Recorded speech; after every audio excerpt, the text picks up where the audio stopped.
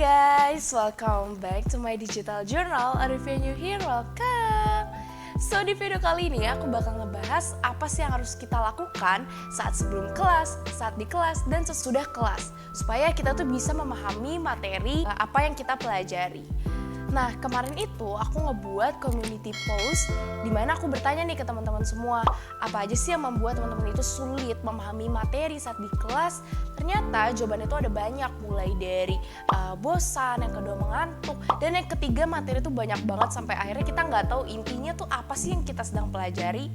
Nah, maka dari itu aku bakal sharing tipsnya supaya kita tuh bisa memahami materi di kelas. Oke, tanpa lama-lama lagi langsung aja kita ke videonya.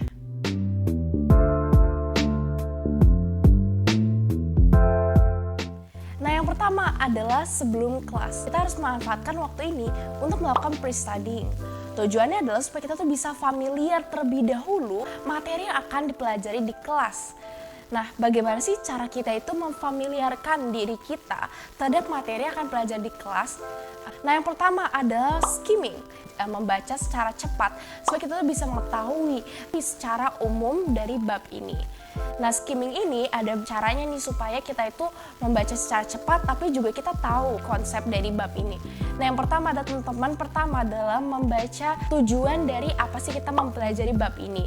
Yang kedua, teman-teman bisa lanjut ke daftar isi dari bab tersebut. Jadi kita bisa tahu subbab-subbab yang harus kita kuasai. Nah, jadi istilah kita itu seperti sedang bermain game.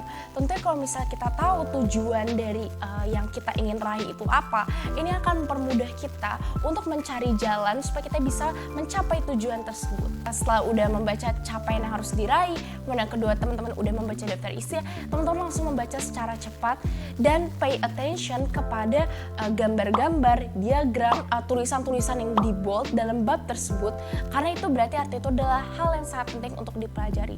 Nah, setelah teman-teman baca skimming, teman-teman tuh melanjutkan membuat mind map. Nah, mind map ini dimana kita tuh bisa melihat konsep umum dari bab ini.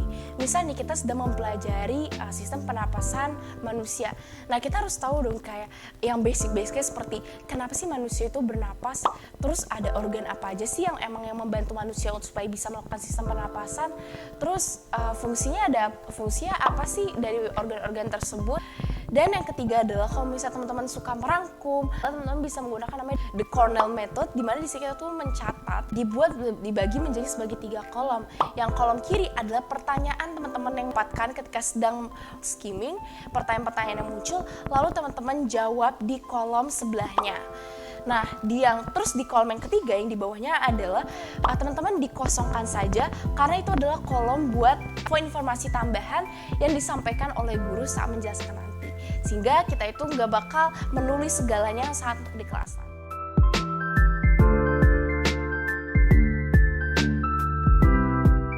Dan yang selanjutnya adalah apa sih harus kita lakukan saat berada di kelas supaya kita tuh tidak bosan atau ngantuk. Yang pertama adalah hindari mencatat seluruh yang disampaikan oleh guru kita. Cukup kita menulis kata kunci atau apa yang telah kita pahami gunakan bahasa kita sendiri. Karena kalau misalnya guru menjelaskan tuh sambil kita menulis per kata gitu dari apa yang guru jelaskan, itu akan menimbulkan cognitive load. Otak kita itu kerja antara mendengar penjelasan guru plus kita juga harus mencatat. Jadi otak kita itu bekerja 2 kali itu. Seperti halnya dengan handphone kita, kalau misalnya handphone kita menggunakan banyak sekali tab, tentunya handphone kita akan menjadi lemot. Nah, begitu pula dengan otak kita. Maka dari itu adalah penting sekali kalau misalnya sedang dengan penjelasan dari guru adalah teman-teman cukup mendengarkan saja, jangan sambil mencatat per kata. Dan yang paling penting adalah stay aktif di kelas, mulai dari teman-teman mengajukan pertanyaan kepada guru teman-teman, terus juga teman-teman bisa selalu aktif menjawab pertanyaan dari guru. Nah, ini tuh bakal bermanfaat banget supaya kita tuh tetap stay alert, supaya kita tuh nggak ngantuk saat di kelas, terus juga kita nggak bosan, dan juga ini tuh sebagai kayak proses belajar aktif supaya kita menguji lagi emang kita itu apakah sebenarnya benar-benar menerima materi begitu saja dan akhirnya menimbulkan ilusi bahwa kita itu sudah mengerti dengan pelajaran tersebut, atau padahal kita tuh sebenarnya belum menguasai 100%. Nah, dengan kita aktif di kelas itu akan uji materi apa yang sedang dijelaskan oleh guru. Jadi balik lagi, penting sekali di dalam kelas itu adalah kita harus fokus mendengar penjelasan dari guru, dan juga supaya kita itu nggak ngantuk dan bosan ada selalu aktif di kelas, mulai dari aktif menjawab dan aktif bertanya. Jangan sampai kita itu stuck di ilusi bahwa kita itu sudah paham hanya belajar secara pasif saja dengan penjelasan guru.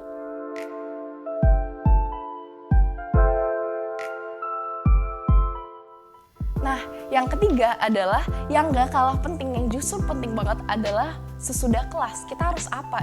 Aku sering dengar mana kalau misalnya kita itu setelah belajar ya lupakan. Nanti belajar lagi saat mengujian. Aku saranin jangan lakukan seperti itu.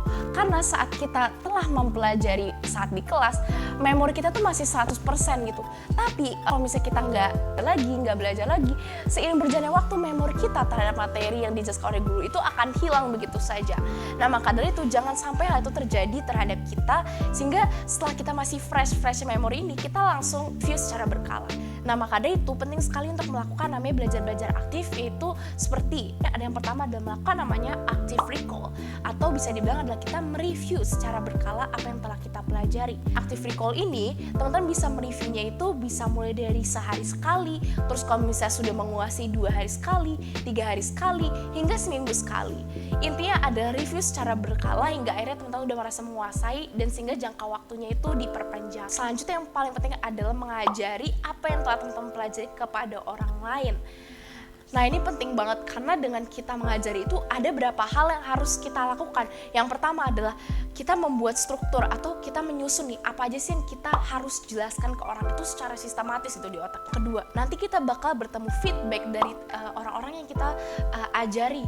Kemudian yang ketiga adalah balik lagi ke mind map yang kita buat sebelum kita belajar kelas, mengingat kita untuk sebenarnya konsep dasar apa yang harus kita pahami sehingga kita tuh nggak terlalu tenggelam terhadap detail yang akhirnya kita melupakan hubungan antara satu dengan lainnya. Jadi penting sekali untuk menguji diri kita setelah di kelas supaya kita itu memori itu nggak akan hilang seiring berjalannya waktu. Well, that's all guys, itu adalah yang terkait tentang apa yang harus kita lakukan sebelum kelas, saat sedang di kelas, dan sudah di kelas supaya kita tuh bisa memahami materi secara menyeluruh. Nah, aku mau tahu dong pendapat teman-teman terkait video ini. Teman-teman bisa komen down below ya. Dan jangan lupa untuk share video ini ke teman-teman kamu supaya kamu ngerasa video ini bermanfaat ya. Oke, see you in the next video. Dadah!